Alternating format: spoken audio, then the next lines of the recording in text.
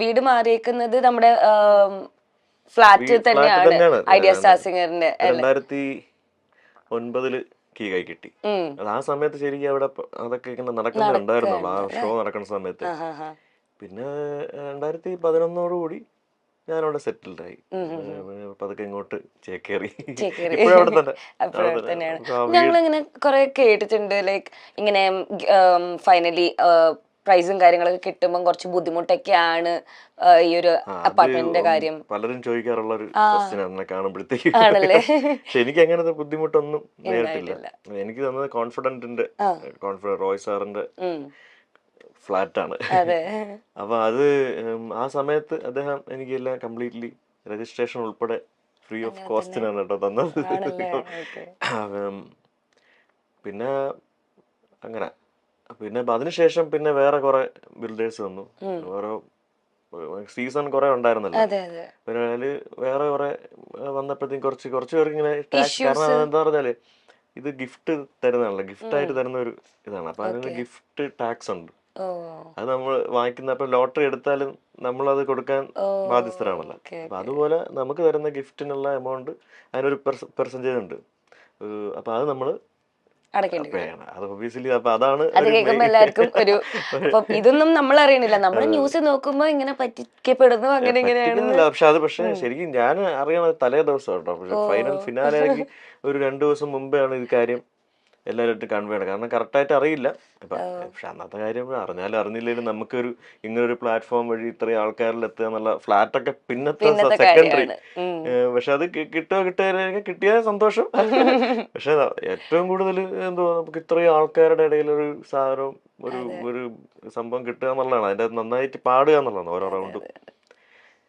അപ്പൊ അതിലോട്ട് ഇപ്പൊ അങ്ങനെ പറഞ്ഞപ്പോ വലിയ ഇതൊന്നും തോന്നിയില്ല. ഇങ്ങനെ ഈ ടാക്സ് ഇത്രയും അടക്കണം, 3 ലക്ഷം നിങ്ങളെ കയ്യിൽ നിന്ന് കൊടുത്താലേ ഫ്ലാറ്റ് കിട്ടുള്ളൂ എന്ന് പറഞ്ഞത്. പക്ഷെ പിന്നെ ഒരു 6-7 മാസം അതിന്റെ പുറകെ വന്ന് ഞാൻ അങ്ങനെ പക്ഷെ പലരും ചോദിക്കുന്നുണ്ട് ഫ്ലാറ്റ് കിട്ടിയോ. അപ്പൊ ഞാൻ പറയും അവിടെ എല്ലാം ഉണ്ട്, റെഡി ആയിട്ടുണ്ട്. പക്ഷെ എനിക്ക് അതിനെ പറ്റി വേറൊരു ഐഡിയ ഉണ്ടായിരുന്നില്ല. പക്ഷെ പിന്നെ കുറെ നാൾ കഴിഞ്ഞിട്ട് എനിക്ക്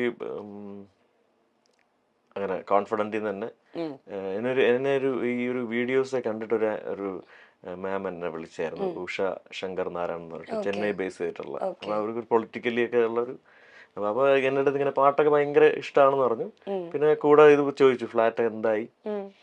ഫ്ലാറ്റ് ഇപ്പം എനിക്കറിയത്തില്ല എന്താ സംഭവം എന്ന് അറിയത്തില്ല, പക്ഷെ എന്താന്ന് അറിയില്ല. പിന്നെ അതിനുശേഷം ഒരു 1 വീക്ക് കഴിഞ്ഞപ്പോഴത്തേക്കും ചിലപ്പോ ആന്റി ചിലപ്പം സംസാരിച്ചിട്ടുണ്ടാവാം, മേ ബി എന്താണെന്ന് അറിയില്ല. ആ ഒരു സമയത്ത് തന്നെ കംപ്ലീറ്റ്ലി എല്ലാം റെഡിയായി വന്നു ചേർന്നു. പിന്നെ ഈ പറഞ്ഞ പോലെ ആദ്യം ഈ ടാക്സ് അടയ്ക്കാൻ നിങ്ങൾക്ക് ഓക്കെ ആണോ എന്നൊക്കെ ചോദിച്ചിരുന്നു എൻ്റെ അടുത്ത്. മീറ്റിംഗ് ഉണ്ടായിരുന്നു അവരായിട്ട്. ഞങ്ങള് എങ്ങനെയെങ്കിലും ഫ്ലാറ്റ് എടുക്കാം, നമുക്ക് അതിന് ഇപ്പം നമ്മളൊന്നും ചിന്തിക്കണില്ല, പക്ഷെ ഫ്ലാറ്റ് നമുക്ക് എടുക്കാം, എന്തായാലും ഇതുവഴി കിട്ടിയതല്ലേ പറഞ്ഞു. പക്ഷെ അവരെന്നെ ഡിസിഷൻ എടുത്ത് എന്നെ അവരുടെ ഒരു 2 വർഷത്തേക്ക് അംബാസഡർ ആക്കി കോൺഫിഡന്റിന്റെ. അപ്പൊ ആ ഒരു വകയിൽ ഇങ്ങനെ കംപ്ലീറ്റ്ലി സെറ്റിൽ ചെയ്ത് തന്നു. അപ്പോ നമുക്ക് സെഗ്മെന്റിലേക്ക് പോവാം. സിമ്പിൾ സാധനമാണ്, തിരനോട്ടം സെഗ്മെന്റ്. അതായത് ചേട്ടന്റെ കാഴ്ചപ്പാടിൽ ഞാനൊരു 4-5 ടോപ്പിക് പറയും, അതിനെപ്പറ്റി ഒന്ന് പറയാം, സംസാരിക്കാം, 2 വരി. Okay, first one, beauty of music. ഇതൊക്കെ ഭയങ്കര ആധികാരികമായ ചോദ്യമായി പോയി.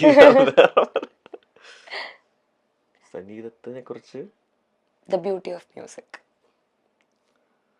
അല്ലെങ്കിൽ how it has influenced U. അതല്ല നമ്മൾ ഇത്ര നേരം പറഞ്ഞോണ്ടിരുന്നത്.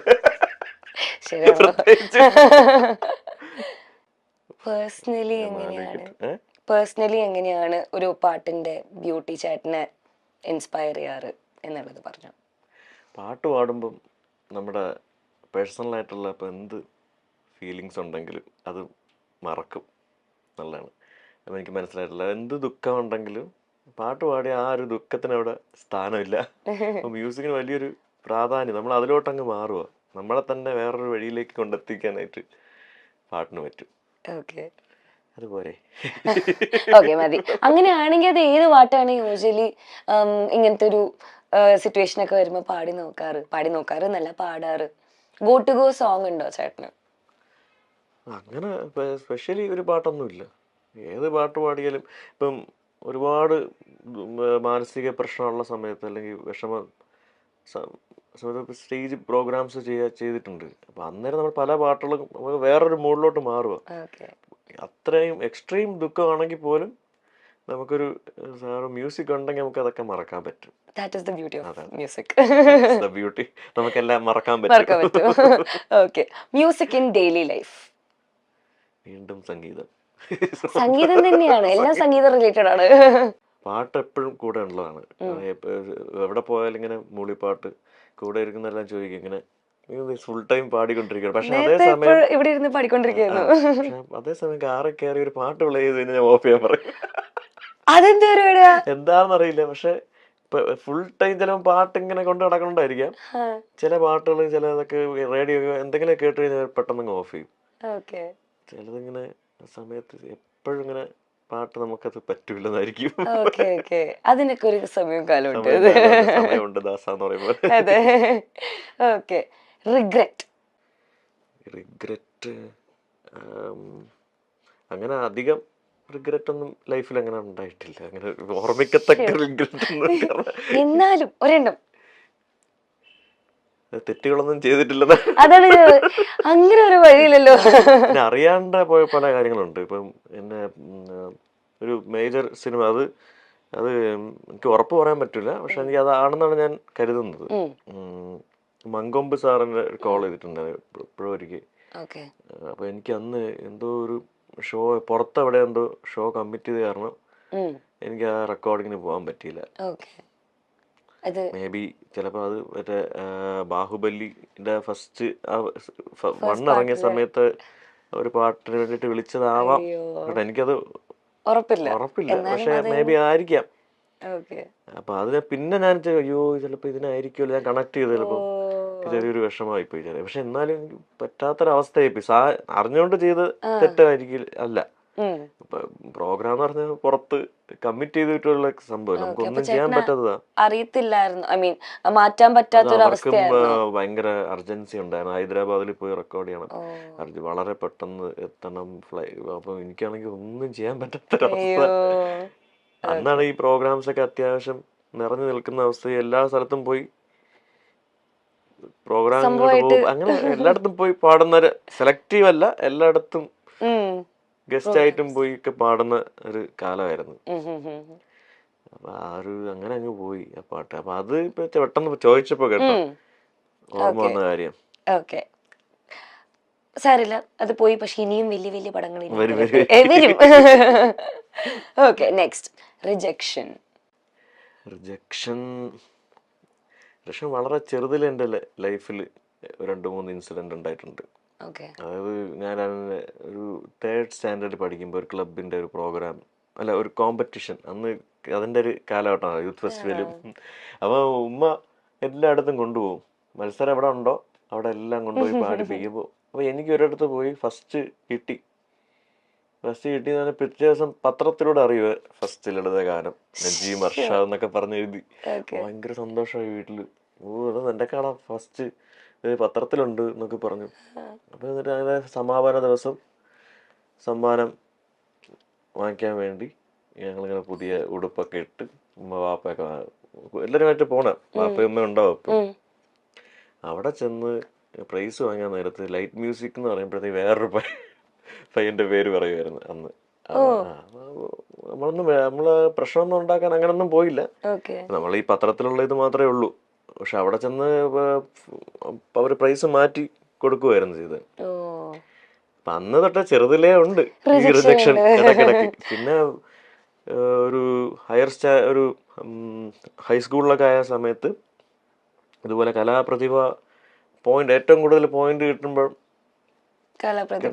അത് ഈ പറഞ്ഞ ഒരിക്കൽ എനിക്ക് ഒരു ഡിസർവിങ് ആയിട്ടുള്ളൊരു അവസ്ഥ വന്ന സമയത്ത് അവർ മാറ്റി കൊടുത്തു. പക്ഷെ ഇതിനൊന്നും നമ്മള് ഒന്നിനും പോയിട്ടൊന്നുമില്ല, അങ്ങനെ പ്രശ്നമൊന്നുമില്ല. പിന്നെ ലൈഫിൽ ഇങ്ങനെ ഇടയ്ക്കിടയ്ക്ക് വരും പല പാട്ടുകളും റെക്കോർഡിംഗ് ആണ്, അതിപ്പോഴും കണ്ടിന്യൂ ചെയ്തോണ്ടിരിക്കുക. പാടി നമ്മൾ അത്ര ഒരു പാട്ട് അത്ര എഫേർട്ട് എടുത്ത് പാടുന്നതായിരിക്കും. അത്രയും ഹെൽത്തൊക്കെ നോക്കി മെഡിസിനൊക്കെ കഴിച്ചിട്ടായിരിക്കും പല പാട്ടുകളും ഞാൻ പോയി. തൊണ്ടയൊക്കെ ചിലപ്പോൾ എപ്പോഴും നമ്മൾ വിചാരിക്കും പോലെ കയ്യിലായിരിക്കില്ല. അപ്പോൾ അത്രയും ഒരു എഫേർട്ട് എടുത്ത് ഡെഡിക്കേറ്റ് ചെയ്തിട്ടാണ് ഒരു പാട്ട് പാടി ഒരു ഔട്ട് എടുക്കണം. ആ പാട്ടൊക്കെ വളരെ പുഷ്പം പോലെ ഷിഫ്റ്റ് ഡിലീറ്റ് അടിച്ച് പോയിട്ടുണ്ട്. Shift delete. അതെ, അതെ. സ്മാർട്ട് ഫോണുകളുടെ വരവുകൾക്ക് മുൻപ് വീടുകളിൽ ടെലിവിഷനുകൾ പ്രധാന വിനോദമായിരുന്ന ഒരു കാലമുണ്ടായിരുന്നു നമുക്ക്. സന്ധ്യയായി കഴിഞ്ഞാൽ ടി വിക്ക് മുന്നിലേക്ക് ഒരു വീട്ടിലെ എല്ലാവരും ഒത്തുകൂടുന്ന അതിമനോഹരമായ നിമിഷങ്ങൾ. സീരിയൽ ആയാലും കോമഡി ഷോകളായാലും സിനിമകളായാലും റിയാലിറ്റി ഷോ ആയാലും ആ സമയത്തിന്റെ മൂല്യം ചെറുതൊന്നും അല്ലായിരുന്നു. മലയാളത്തിലെ ടെലിവിഷൻ രംഗത്ത് നിരവധി റിയാലിറ്റി ഷോകൾ അരങ്ങ് തകർത്ത് വന്നിട്ടുണ്ട്. എങ്കിലും കാലം ഇത്ര കഴിഞ്ഞിട്ടും ഐഡിയ സ്റ്റാർ സിംഗർ എന്ന പരിപാടിയുടെ തട്ട് താന്നു തന്നെയാണ് ഇരിക്കുന്നത്. എല്ലാ വീട്ടിലും ഒരേ ചാനൽ വെക്കണമെങ്കിൽ ഈ പരിപാടിയുടെ സമയമാവണമായിരുന്നു. മലയാള ടെലിവിഷൻ സ്ക്രീനുകളിൽ തകർത്താടിയ റിയാലിറ്റി ഷോയായിരുന്നു Idea Star Singer. Idea Star Singer എന്ന പേര് കേൾക്കുമ്പോൾ തന്നെ മലയാളികളുടെ മനസ്സിലേക്ക് ഓടിയെത്തുന്ന ഒരു പേര് നജീം അർഷാദിൻ്റെതായിരിക്കും. 2007 സീസൺ തന്നെയാണ് ഇതിന് പിന്നിലുള്ള പ്രധാന കാരണം. ഒരു കൂട്ടം പ്രഗത്ഭരായ ഗായകരായ മിടുക്കരാണ് ഈ സീസണിൽ ഉണ്ടായിരുന്നത്. തുഷാർ എം കെ, അരുൺ ഗോപൻ, ദുർഗ വിശ്വനാഥ് എന്നിവർക്കെതിരെ മത്സരിച്ച് 1ാം സ്ഥാനം നേടിയ നജീം അർഷാദ് മലയാളത്തിൽ ഉൾപ്പെടെയുള്ള ഭാഷകളിൽ തിരക്കേറിയ പിന്നണി ഗായകനാണ്. മ്യൂസിക് റിയാലിറ്റി ഷോകളിലൂടെ പിന്നണി ഗാനരംഗത്തേക്ക് കടന്നുവന്ന നിരവധി പേരുണ്ടെങ്കിലും നജീമിനെ പോലെ ഇന്നും തിളങ്ങി നിൽക്കുന്നവർ വളരെ കുറവാണ്. മികച്ച അവസരങ്ങൾ ലഭിച്ച ഗായകൻ തന്റെ അവസരങ്ങളെല്ലാം വേണ്ട വിധത്തിൽ വിനിയോഗിച്ചു. ആസിഫ് അലി നായകനായി സൂപ്പർ ഹിറ്റായ കെട്ടിയോളാണെന്റെ മാലാഖയിലെ ആത്മാവിലെ ആഴങ്ങളിൽ എന്ന ഗാനത്തിന് മികച്ച ഗായകനുള്ള സംസ്ഥാന അവാർഡും നജീമിനെ തേടിയെത്തിയിരുന്നു. എന്നാൽ ഇപ്പോഴും റിയാലിറ്റി ഷോകളിൽ മത്സരിച്ചു കഴിഞ്ഞാൽ അവർ ഈ പറയുന്ന ഫ്ലാറ്റ് അല്ലെങ്കിൽ ഈ പറയുന്ന ഒരു സമ്മാനത്തുക നൽകുമോ എന്ന് പലർക്കും ഒരു സംശയമുണ്ട്. പൊതുവെ ജനങ്ങൾക്കിടയിൽ ഇത്തരത്തിൽ ഫ്ലാറ്റ് നൽകിയില്ല, സമ്മാനം തരാമെന്ന് പറഞ്ഞ് പറ്റിച്ചു തുടങ്ങി നിരവധി വാർത്തകളും എത്തിയിട്ടുണ്ട്. തനിക്ക് ഫ്ലാറ്റ് കിട്ടിയിട്ടുണ്ടോ? ആ സമയത്താണ് കോൺഫിഡന്റ് ഗ്രൂപ്പിന്റെ ഫ്ലാറ്റാണ് ഈ വിജയിക്ക് നൽകും എന്ന് പറഞ്ഞിരുന്നത്. നജീം അർഷാദിന് ഫ്ലാറ്റ് കൊടുത്തോ അതോ പറ്റിച്ചോ എന്ന് നജീം തന്നെ തുറന്നു പറയുകയായിരുന്നു.